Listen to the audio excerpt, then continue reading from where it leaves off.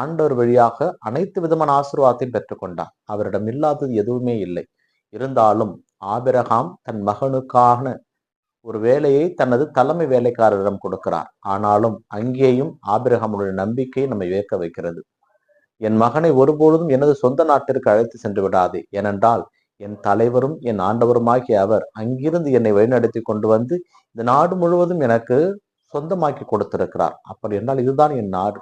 என் ஆண்டவருக்கு நான் கொடுத்த வாக்குறுதியை இந்த ஒருபோதும் நான் மீற மாட்டேன், அதையும் நீ செய்து விடாதே என்ற ஒரு வாக்கை தன்னுடைய தலைமை ஊழியரிடம் அவர் சொல்லுகிறார். பிறகு ஆண்டவர் அவருடைய கைவன்மையை காட்டினார்.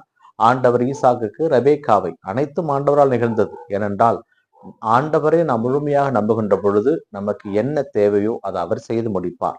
ஏனென்றால் அவருடைய கண்களுக்கு நாம் விலை மதிப்பற்றவர்களாக இருக்கிறோம். அவருடைய பிள்ளைகளாக இருக்கின்ற பொழுது பிள்ளைக்கு என்ன தேவை என்பது தகப்பனுக்கு தெரியும். அதனால் நாம் அனைவரும் ஆண்டவருடைய அன்பில் நிலைத்திருக்கின்ற பொழுது நம் தேவைகளை அவர் சந்திக்க காத்து கொண்டிருக்கிறார். இந்த நற்செய்தி வாசகத்திலும் இயேசு கிறிஸ்து மத்தேயுவை தன்னுடைய பணிக்காக அழைக்கிறார். இயேசு மத்தேயு வீட்டில் இருந்த பாவிகள் மற்றும் வரி வசூலிப்போரிடம் அமர்ந்து உணவு அருந்துகின்ற பொழுது பரிசேயரும் சதுசேயரும் இயேசுடைய சீடரை பார்த்து கேட்கிறார்கள், உங்களுடைய தலைவர் போதகர் பாவிகளோடு உணவு அருந்துவது ஏன் என்று கேட்ட பொழுது இயேசு கிறிஸ்து அவர்களுக்கு சொல்லுகின்ற பாடம் இதுதான்.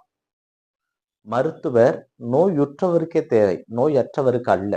நான் நீதிமான்களை அல்ல, பாவிகளையே அழைக்க வந்தேன் என்று. கிறிஸ்துவில் மிக பிரியமானவர்களே, இயேசு கிறிஸ்தனுடைய பார்வை எல்லாவற்றிலும் இருந்தும் வேறுபட்டிருந்தது. இந்த உலகம் ஒரு நல்லவனை தூக்கி கொண்டாடும், ஆனால் அந்த நல்லவனுக்குள் இருக்கின்ற தீமையை யாரும் எதிர்பார்க்க மாட்டார்கள். ஆனால் இயேசு கிறிஸ்து பாவிகளை உற்று நோக்குகிறார். அந்த பாவிகள் மனமாற வேண்டும் என்று எதிர்பார்க்கிறார். அந்த பாவிகள் நல்லவர்கள் தான், ஆனால் இந்த சமுதாயம் அவர்களை பாவிகளாக ஏற்படுத்தி வைத்திருக்கிறது. ஒரு கொலை செய்வதால் ஒருவன் காலத்திற்கும் கொலையாளி ஆகிறான். அந்த பெயரை அவனிடமிருந்து மாற்ற முடியாது. ஒருவன் ஒருமுறை திருடினால் காலத்திற்கும் அவன் திருடனாகவே இந்த சமுதாயத்திற்கு தெரிவான். ஒருவன் ஒரே முறை பொய் சொன்னால் காலத்திற்கும் அவன் பொய் சொல்பவனாக இந்த சமுதாயத்திற்கு தெரிவான். ஆனால் கடவுள் அப்படி அல்ல.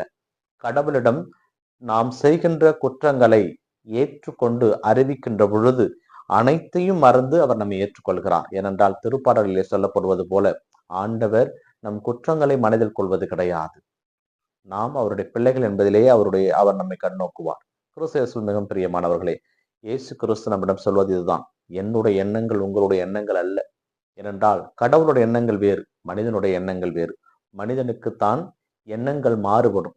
அவ்வப்போது கொடுத்த வாக்கை மாறுவார்கள், நினைத்த காரியத்தை செய்வார்கள். ஆண்டவருக்கு ஏற்புடையோ ஆண்டவருடைய வழியிலே செல்வார்கள். ஆண்டவருக்கு